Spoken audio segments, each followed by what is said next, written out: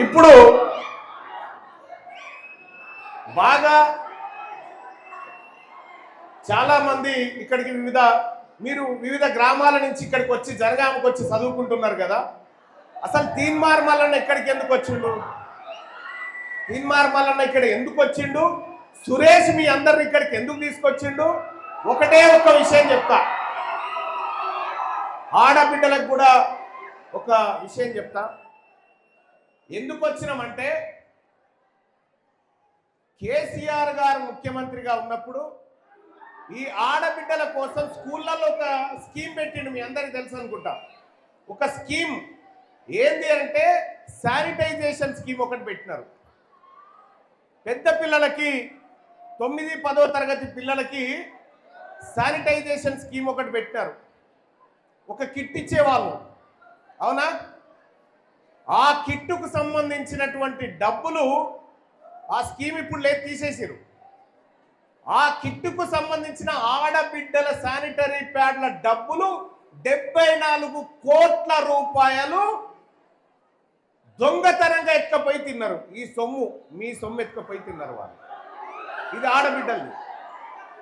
ఇక ఈ పిల్లలు ఉన్నారు, అందరికీ స్కాలర్షిప్స్ కదా, స్కాలర్షిప్స్ రావాలి, ఫీజు రియంబర్స్మెంట్ రావాలి.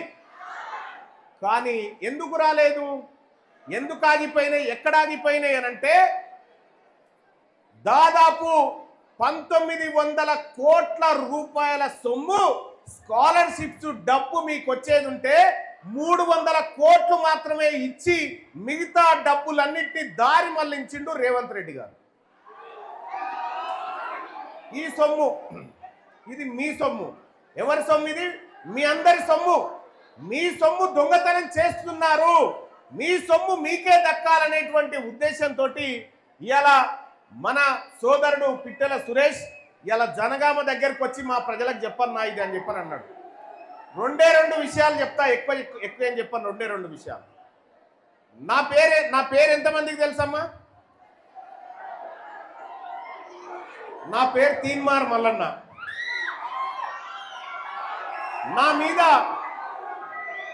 నా మీద ఎన్ని కేసులు ఉన్నాయో తెలుసా? నా మీద దాదాపు 80 పోలీస్ కేసులు ఉన్నాయి. నా మీద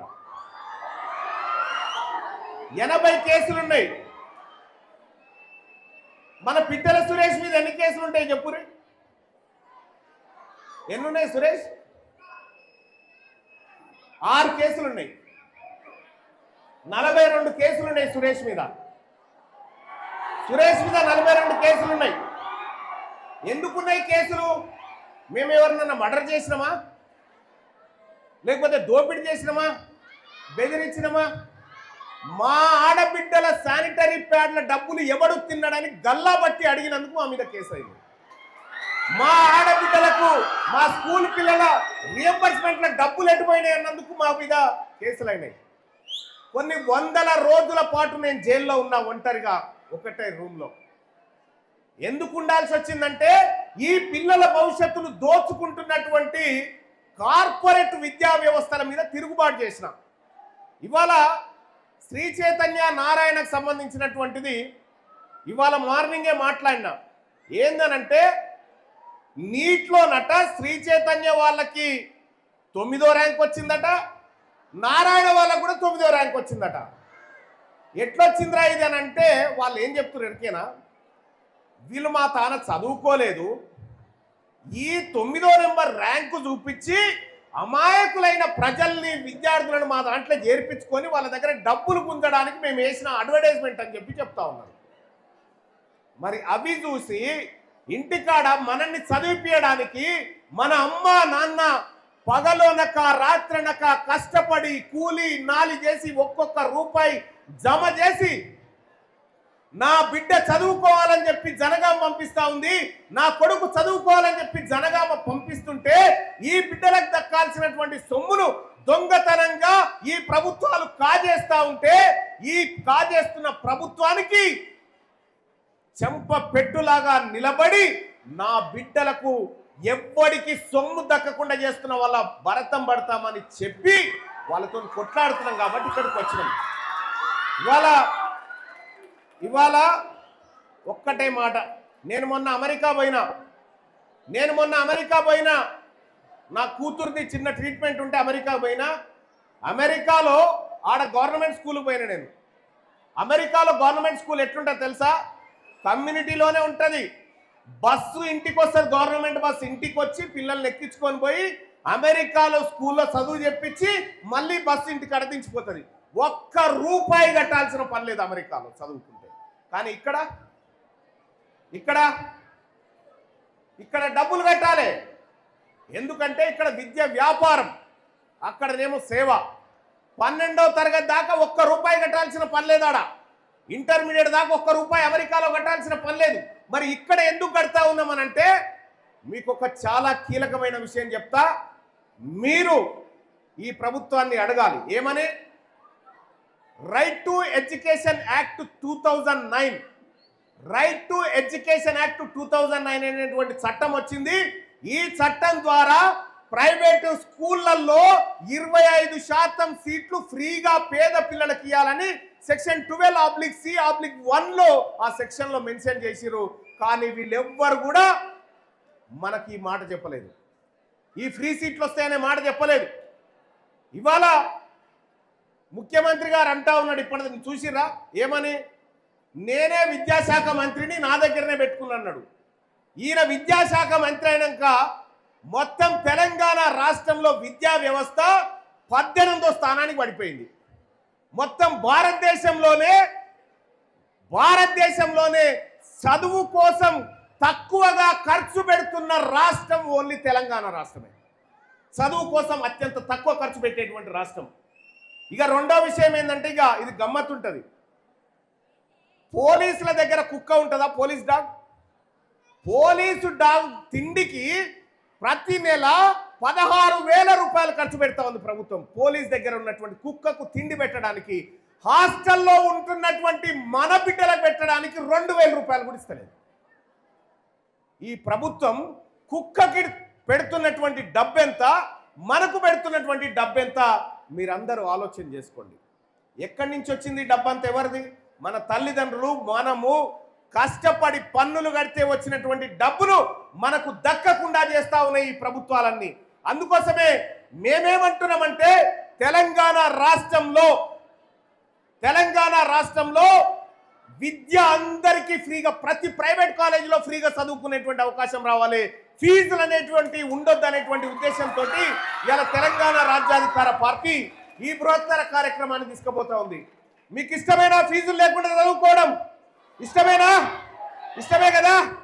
అగో ఆ ఫీజులు లేని చదువు కోసమే పిట్టల సురేష్ నన్ను ఇక్కడికి తీసుకొచ్చింది. అన్న ఈ మాట చెప్పుదా అని చెప్పి పిట్టల సురేష్ తీసుకొచ్చింది. ఫీజులు లేని చదువు, కంప్లీట్ గా ఫీజులు లేకుండా, మన అమ్మా నాన్న మీద ఒక్క రూపాయి భారం పడకుండా చదువుకోవడానికి మనం ఒక కొత్త ప్రణాళికతో వస్తా ఉన్నాం. గతంలో ఇక్కడ శ్రీ చైతన్య నారాయణ కాలేజీలు ఉన్నాయి కదా హైదరాబాద్లో, తెలంగాణలో. తమిళనాడులో ఉండేవి. ఎందుకుండేవి తెలుసా? తమిళనాడులో వీటిని పెట్టనీయరు. ఈ బిజినెస్ చేస్తే అని తెలుసు.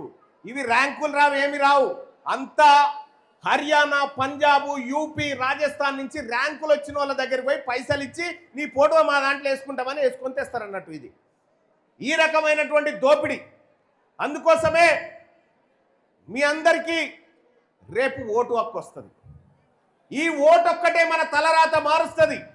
ఈ ఓటు ఒక్కటే మన జీవితాలను మారుస్తుంది. అందుకోసమే మీ అందరికి కూడా 2 విషయాలు చెప్తా సోదరుమణులారా. ఇక్కడ మనము చాలా విహారయాత్రలకు అక్కడికి ఇక్కడికి పోతూ ఉంటాం. విహారయాత్రలకు పోతాం.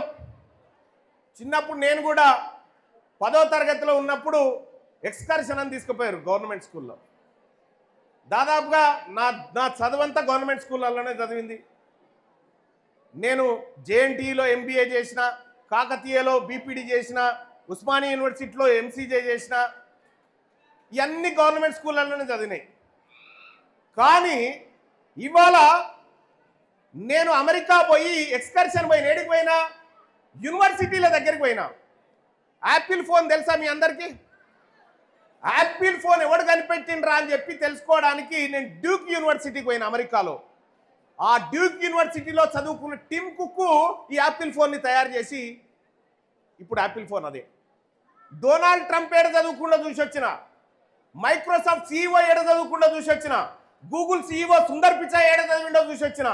ఎందుకు చూసి వచ్చిన అమెరికాలో అంటే మరి మా పిల్లలు కూడా అట్లా అయితరా కారా అని చెప్పి చెక్ చేసి వస్తే మన భారతదేశంలో ప్రపంచంలో ఉన్న 100 యూనివర్సిటీలు ఉంటాయి, టాప్ 100 యూనివర్సిటీలు ఉంటాయి కదా. ఈ టాప్ 100 యూనివర్సిటీలలో భారతదేశం నుంచి ఒక్క యూనివర్సిటీ కూడా లేదు. ఎక్కడి నుంచి అవుతారు విద్యార్థులు? తయారు గారు కదా. రీసెర్చ్ లేదు, ఏమీ లేదు, కేవలం బట్టి చదువులు. నేను 10వ తరగతి, నా 10వ తరగతి అయిపోయి దాదాపు 28 ఏళ్ళు కావచ్చు నా 10వ తరగతి అయిపోయి. అప్పటికి మీరు బుట్టలే చాలామంది. ఆ రోజు మా సార్ చెప్పిన పద్యం నాకు ఇప్పుడు వస్తుంది. అవని విదీర్ణమైన హిమాద్రి చలించుట గలుగునని చెప్పి ఇప్పుడు నేను పద్యాలు పాడతాను సులభంగా. ఇవాళ అటువంటి చదువు సార్థకమైనటువంటి చదువు. ఆ రోజుల్లో చదువుకున్నటువంటి చదువు ఇప్పుడు చాలా స్కూళ్ళల్లో, గవర్నమెంట్ స్కూళ్ళల్లో అక్కడిక్కడ 10వ తరగతి, గవర్నమెంట్ అండ్ ప్రైవేట్ స్కూళ్ళల్లో కూడా 10వ తరగతి ఒకప్పుడు ఎంతమంది పాస్ అయ్యేది తెలుసా? మేము చదువుకున్న టైంలో, భిక్షబద్ధం చదువుకున్న టైంలో 100 మంది పిల్లలు ఉంటే 20 మంది పాస్ అయ్యేది, 80 మంది ఫెయిల్ అయ్యేది. మీకు తెలుసా? 100 మంది ఉంటే 20 మందే పాస్ అయ్యేది, 80 మంది ఫెయిల్ అయ్యేది. ఇప్పుడు ఎందుకు 90% రిజల్ట్, 99% రిజల్ట్ ఎందుకు వస్తుందో తెలుసా? ఇప్పుడు మీరందరూ కూడా పాస్ కాకుండా ఫెయిల్ అయ్యారు అనుకో, మరి అక్కడ శ్రీ చైతన్య సీట్లు ఎవరు నింపాలి, నారాయణ సీట్లు ఎవరు నింపాలి? వాళ్ళ సీట్లు నింపడం కోసం మనల్ని పాస్ చేస్తా ఉన్నారు అత్యవసర మార్కులు వేసైనా. ఇది ఒక రకమైనటువంటి దోపిడీ. ఈ దోపిడీని అరికట్టడం కోసమే తమిళనాడులో విజయ్ ఏం చేసిండు? తమిళనాడులో హీరో విజయ్ ఏం చేసిండు? 30,000 దాటొద్దురా ఫీజు అని చెప్పి గీత గీసి బోర్డు పెట్టిండు ఆడ. మరి ఇక్కడ కూడా కావన్నా వద్దా? ఇక్కడ ఫ్రీ ఎడ్యుకేషన్ కావాలనేటువంటి ఉద్దేశంతో తెలంగాణ రాజ్యాధికార పార్టీ ఇవాళ విద్యార్థుల పక్షాన నిలబడి ఇవాళ మనందరి కోసం ప్రయత్నం చేస్తూ ఫ్రీ ఎడ్యుకేషన్ ఇవ్వాలి అందరికీ అనేటువంటి ఉద్దేశంతో వచ్చింది. ఇక్కడ ఈ పక్కనే ఉంటుంది కదా, పక్కనే పాలకుర్తి కాడ చాకలైలమ్మ మీరు చూడలే, నేను కూడా చూడలే వాస్తవానికి. కానీ ఆమె పేరు ఇప్పటిదాకా మనం ఎందుకు చెప్పుకుంటున్నాం? ఇటు పక్కనే సర్దార్ సర్వాయి పాపన్న ఉంటాడు, ఇక్కడనే కిలాషాపూర్ కాడ. ఇక్కడికి పోతే దొడ్డి కొమరై ఉంటాడు. వీళ్ళందరినీ మనం ఎందుకు యాద పెట్టుకుంటున్నాం అంటే వాళ్ళు మన జాతుల కోసం కొట్లాడారు, మన భవిష్యత్తు కోసం కొట్లాడారు కాబట్టి యాద పెట్టుకుంటా ఉన్నాం. ఇక్కడ ఇంకో విషయం మీ అందరికి చెప్పాల్సినటువంటిది. ఎందుకు మన బతుకులు మారట్లేదు, ఎందుకు స్కాలర్షిప్స్ వస్తలేవు, ఎందుకు చదువుకోవడం వ్యాపారం ఎందుకైందంటే ఒకటి, కేసీఆర్ అధికారంలో ఉండు తెలంగాణ రాష్ట్రం వచ్చిన తర్వాత ఏమన్నాడు కేసీఆర్ గారు?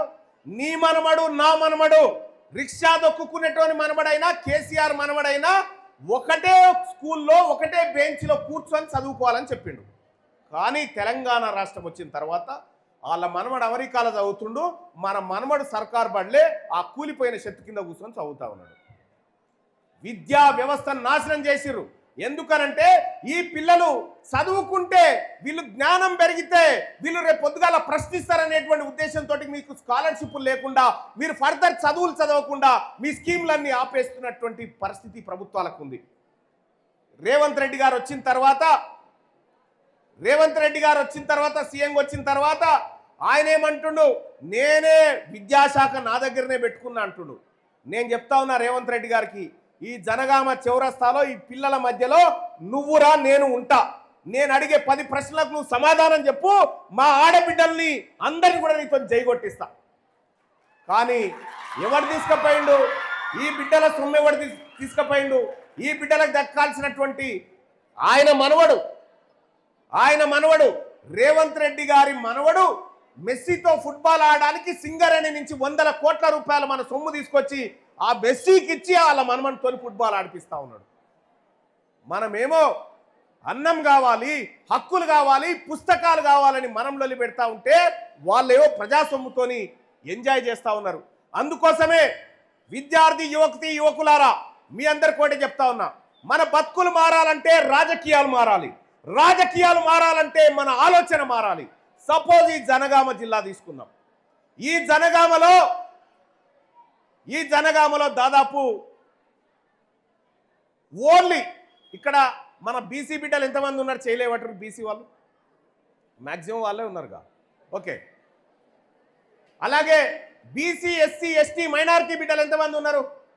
అందరూ అలే కదా, రైట్. ఇక్కడ ఒక్కసారి గుర్తుపెట్టుకోండి, ఇక్కడ ప్రస్తుతం ఎమ్మెల్యే ఎవరు? పల్లా రాజేశ్వర్ రెడ్డి గారు. ఆయన మీద పోటీ చేసిన ఆయన ఎవరు? కొమ్మూరి ప్రతాప్ రెడ్డి గారు. వీళ్ళు ఏం చేసిరు? ఒక ఆయన్నేమో అనురాగ్ యూనివర్సిటీ పెట్టుకున్నాడు, ఇంకొక ఆయన్నేమో Kommuri institute of science and technology అని చెప్పి ఇంజనీరింగ్ కాలేజ్ పెట్టుకున్నాడు ఆయన. ఇప్పుడు మనం ఈడ ఇంటర్మీడియట్ పాస్ అయ్యి ఎంట్రన్స్ రాసి మళ్ళీ వీళ్ళ దగ్గర పోయి పైసలు కట్టాలి, దాంట్లో జాయిన్ కావాలి. మూడు విషయాలు. విద్యా వ్యాపారం చేస్తున్నటువంటి వాళ్ళు ఇద్దరున్నారు ఈ జనగామ నియోజకవర్గంలో. మొత్తం ఎన్ని ఓట్లు ఉన్నాయి? 2,30,000 ఓట్లున్నాయి. 2,30,000 ఓట్లలో రెడ్డి వాళ్ళ ఓట్లు కేవలం 11,006 ఓట్లు, బీసీ వాళ్ళ ఓట్లు 1,26,000 ఓట్లు. కానీ వీళ్ళు ఏం చేస్తా ఉన్నారంటే పల్లా రాజేశ్వర్ రెడ్డి, కొమ్మూరి ప్రతాప్ రెడ్డి వీళ్ళే ఎమ్మెల్యేలుగా, ఈయన కాకపోతే ఆయన అయితే అంటాడు, ఆయన కాకపోతే ఈయన అయితే అంటాడు. రెండు విషయాలు నానా. ఇక్కడ విద్యను వ్యాపారం చేస్తున్నటువంటి పల్లా రాజేశ్వర్ రెడ్డి ఓ దిక్కు, ఇక్కడ పల్లా రాజేశ్వర్ రెడ్డి విద్యా వ్యాపారాన్ని చేస్తున్న పల్లా రాజేశ్వర్ రెడ్డి గారు ఓ దిక్కు, విద్యను వ్యాపారం చేసుకొని అమ్ముకుంటున్న కొమ్మూరి ప్రతాప్ రెడ్డి గారు ఓ దిక్కున్నాడు కదా. మరి ఈ విద్యను వ్యాపారం చేసి అమ్ముకునేటోళ్ళ దగ్గర నుంచి మన జనగామను రక్షించుకుంటే మన బిడ్డలకు ఫ్రీ ఎడ్యుకేషన్ దొరకాలా. ఈ ఫ్రీ ఎడ్యుకేషన్ దొరకాలనేటువంటి ఉద్దేశంతో కొమ్మూరు ప్రతాప్ రెడ్డి ఓవైపు, పల్లా రాజేశ్వర్ రెడ్డి ఓవైపు, మనందరి వైపు మనకు ఫ్రీ ఎడ్యుకేషన్ కోసం, మంచి చదువుల కోసం, మన అమ్మా నాన్న కష్టం కలగకుండా మంచి జీవితాన్ని ఇవ్వడం కోసం ఇగో భిక్షపతి గారు ఉన్నారమ్మా ఇక్కడ. ఒకసారి గట్టిగా చప్పట్ల ద్వారా మన డాక్టర్ భిక్షపతి గారిని వాళ్లకు ఈ జనగామ జిల్లా ఇన్ఛార్జిగా నియామకం చేయడం జరుగుతూ ఉంది.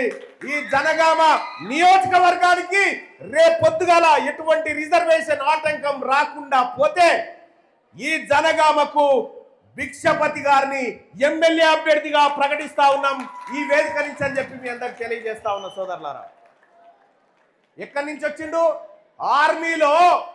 ఆర్మీలో బార్డర్లో 20 ఏళ్ల పాటు సైనిక దేశానికి సేవ చేసి వచ్చినటువంటి బిడ్డ.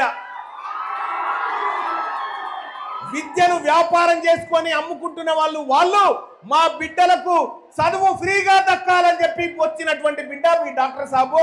ఈయననే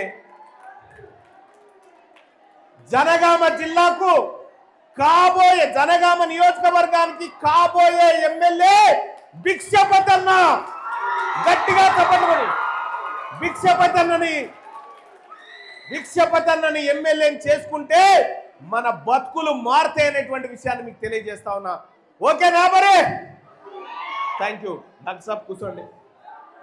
ఇక మా అక్కాయి గారా,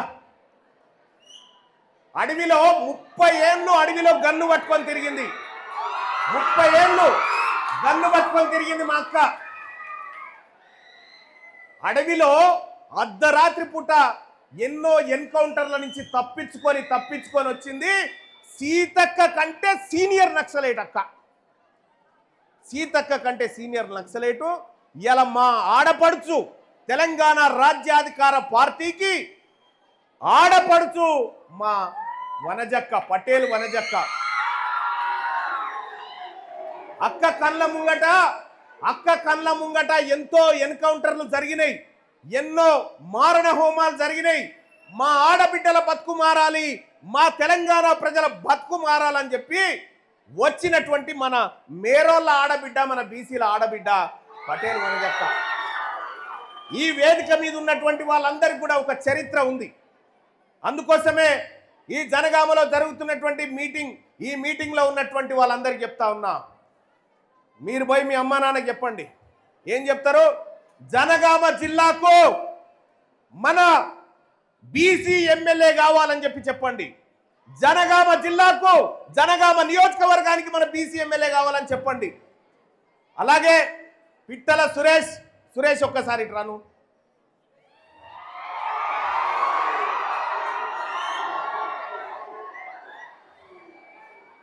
మొట్టమొదటిసారిగా తెలంగాణ రాజ్యాధికార పార్టీ మొట్టమొదటిసారిగా ఒక టికెట్ అనౌన్స్ చేసింది. అది భిక్షపతి గారికి, దేశ సేవ చేసి వచ్చిన బిడ్డకు మేమందరం కూడా సెల్యూట్ చేస్తూ మీకు స్వాగతం చేస్తా ఉన్నాం. తెలంగాణ రాజ్యాధికార పార్టీ మొదటి ఎమ్మెల్యే టికెట్ మా పెద్దన్నలైన ముదిరాజు బిడ్డకి ఇస్తా ఉన్నాము. ఇక్కడ ఉన్నటువంటి బిడ్డకి ఇస్తా ఉన్నాం. తమ్ముడు సురేష్ చెప్తా ఉన్నా, నువ్వు ఏం చేస్తావో తెలియదు. ఇక్కడ ఈ బిడ్డలకు చదువులు బాగుండాలి, బతుకులు బాగుండాలంటే ఈ నియోజకవర్గంలో మన జెండా ఎగరాలి. ఆ జెండాకు నీది బాధ్యత. డాక్టర్ భిక్షపతి గారిని మీరు ముందుకు తీసుకుపోవాల్సిందిగా కోరుకుంటూ, ఇంకా ఇప్పుడు చాలా మనం స్కూళ్ళల్లో జనగణమన అన్ని పాడతాం కదా. జనగణమన అధినాయక జయ హే భారత భాగ్య విధాత అని పాడుకుంటాం కదా. సేమ్ మన బీసీలకు కూడా ఒక ఆత్మగౌరవ గీతం ఉంది. ఈ ఆత్మగౌరవ గీతానికి ఆడబిడ్డలు అందరూ, విద్యార్థులు అందరూ కూడా, వేదిక మీద ఉన్న వాళ్ళందరూ కూడా ఒక్క నిమిషం లేచి నిలబడండి. జనం జనం జనం ప్రజా ప్రపంచనం జనం జనం జనం ఇదే కదా మహలం ఒక్కొక్క చిరుకు మహాసంద్రమై ఎగసినట్టు ఒక్కో పిడకిలి రేపట్. Thank you. ఇవాళ వెలమోళ్ళకు ఒక పార్టీ ఉంది కదా. వెలమోళ్ళ పార్టీ ఏం పార్టీ? బీఆర్ఎస్. దొరల పార్టీ బీఆర్ఎస్, రెడ్డిల పార్టీ ఏమో కాంగ్రెస్, వాపనోళ్ళ పార్టీ ఏమో బీజేపీ. మన బీసీల పార్టీ, మన ఎస్సీ ఎస్టీ మైనారిటీల పార్టీ ఏదైనా ఉందంటే అది తెలంగాణ రాజ్యాధికార పార్టీ. మన పార్టీ మన కోసం వచ్చినటువంటి పార్టీ అని చెప్పి మీ అందరికి తెలియజేసుకుంటూ, ఒక ఆయనది వాళ్ళదేమో కారు గుర్తు, ఒక ఆయనది చెయ్యి గుర్తు, ఒక ఆయనది పువ్వు గుర్తు, మనది కత్తెర గుర్తు. మనది కత్తెర. డాక్టర్ ఆపరేషన్ చేయాలన్నా కత్తెర కావాలి. మన మంగళైన కటింగ్ చేయాలన్నా కత్తెర కావాలి. మన కుర్మోలు గొర్రెల కుర్రీ కట్ చేయాలన్నా కత్తెర కావాలి. అన్నిటికి కూడా ఆగనన్నా, ఇక్కడ మన గుర్తు కత్తెర గుర్తు. భవిష్యత్తులో మన తలరాతలు మార్చేటువంటి గుర్తు. దీన్ని మీ అమ్మా నాన్నకు అందరికీ చెప్పాల్సిందిగా కోరుకుంటూ, మరి ఇంత చక్కటి అవకాశంలో, ఇంత వాతావరణం ఇలా ఉన్నప్పటికీ కూడా ఈ హాల్ అంతా కిక్కిరిసిపోయి వచ్చినటువంటి విద్యార్థి లోకానికి అందరికి కూడా ఇక్కడ నేను తీన్మార్ మల్లన్నకు మీరేమైనా చెప్పాలనుకుంటే నేరుగా పిట్టల సురేష్కు చెప్పేసేయండి చాలు. అది నా దగ్గరకు వచ్చినట్టే. సురేష్కు చెప్పండి. సురేష్కు ఏ సమస్య ఉన్నా మీరు చెప్పండి. మీకు స్కూళ్ళల్లో, కాలేజీలలో ఎక్కడ ఏ బాధ ఉన్నా సురేష్కు తెలియజేయండి. సురేష్ చూసుకుంటాడు అనేటువంటి విషయాన్ని తెలియజేస్తా ఉన్నా. అలాగే తెలంగాణ రాజ్యాధికార పార్టీని నా ఆడబిడ్డలంతా, నా సోదరిమణులంతా రెండు చేతులు పైకి లేబట్టి ఒక్కసారి దీవించమని మీ అందరిని కూడా మీ సోదరుడిగా, మీ అన్నగా వేడుకుంటా ఉన్నా. జై టిఆర్పి, జై TRP. Thank you so much.